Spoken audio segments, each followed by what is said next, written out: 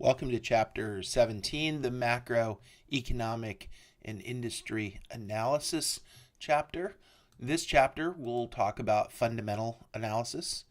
The firm's intrinsic value comes from its earnings prospects, and they are determined by three levels of the economic environment. The top level is the global economic environment. The second level is the factors that affect the firm's industry. And the third level, of course, at the more granular level, is the position of the firm within its industry. The example I typically give in class for this is if you envision the global economic environment as the tide coming in and out, and the individual firms as boats on that ocean of water. You can see when the tide goes out, all the boats fall. There's nothing you can do about it. That's why it's non-diversifiable. If you think of individual boats and one of them sinks, that has nothing to do with the tide going up or down. Firms can fail even in good economies. So there is risk that you can diversify. The reason you can diversify it is because you don't put all your money in one boat. If you put your money into 20 different boats, that means each boat would have 5% of your money in it. Each firm would have 5% of your money in it. And if the firm fails, you would lose 5% of your money if it went all the way to zero. On the other hand, if you have your money into the stock market at all and the economy slows, you can watch all the boats go down. Some will go down more than others, but in general, they'll all go down in an economic recession. Certainly, that's what we felt in 2009. There was no way to escape that. So that is non-diversifiable risk. In this chapter, we're going to talk about each one of these elements: the global economy, the industry, and the firm's position within the industry.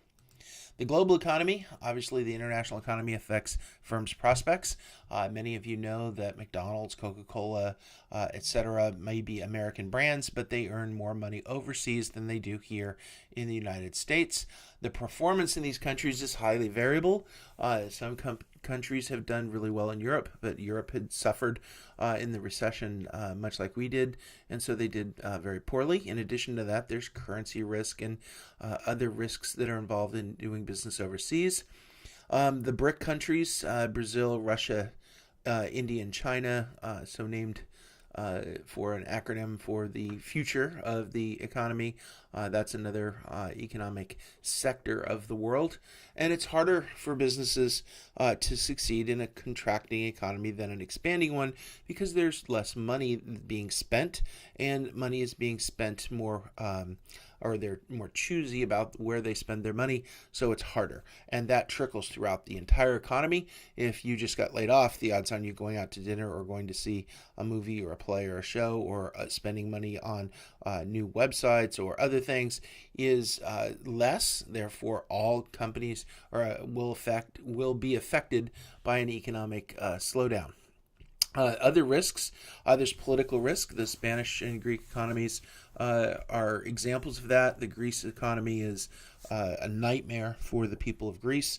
There's no easy way out of that. They're in the European Union, so their monetary policy is set by a group of countries. They are no longer independent monetarily. However, fiscally, they've been somewhat challenged because they've spent more money than they can pay back, which means that the only way to pay it back is to work and pay more taxes, which of course crushes the economy. There's also exchange rate risk. This ties back into the Greek and Spanish economies and other economies as well, in that the country can have a different exchange rate than it was previously.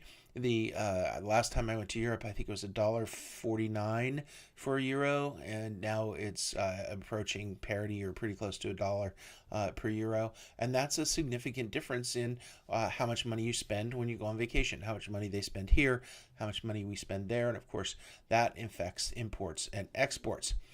We also have inside the United States, we have what's called the U.S. fiscal cliff. We have a significant amount of spending, especially in entitlements that we are not handling very well. We're $20 trillion in debt, which wouldn't be horrible if we were done with our borrowing. However, we're not even close to done with our borrowing if you take into account Social Security and Medicare costs going forward due to the baby boomers retiring.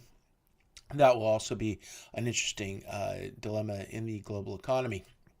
If you look at economic performance, This is stock market returns in 2012 from your text.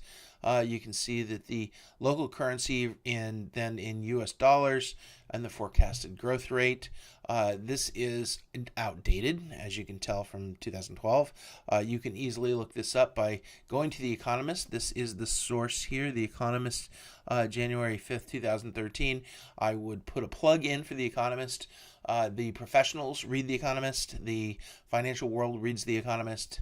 The Economist and the Financial Times are my two favorite publications. If you want news about what's going on in the world, those are the two to start with. Everything else is pales in comparison. Please start with The Economist and the Financial Times. To find out things like economic performance, they do this weekly. The Financial Times is a daily publication. They're both fantastic. They are professional publications if you want to know what's going on in the world of finance and even politics and global events. They certainly don't cover anything local or very much regional, but very many regional articles. But they have some regional articles in different situations, but generally they're a global publication that will give you a wonderful view of what's really going on in the world.